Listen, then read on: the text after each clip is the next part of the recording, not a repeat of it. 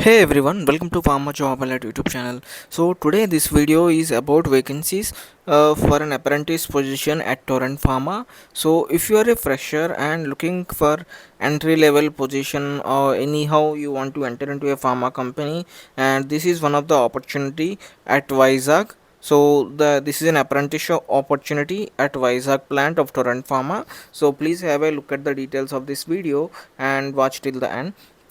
So currently they are hiring for apprenticeship. The department is engineering. So if you are a diploma mechanical or ITI fitter of batch 23 to 24, then you are eligible for this opportunity. So candidate should have 60% above in his academics, should have good communication skill. So if you are interested to do apprenticeship at Torrent Pharma Vizag plant, so you can share your CV on the following mail ID: Bharat Kotyada at the rate of torrentpharma.com.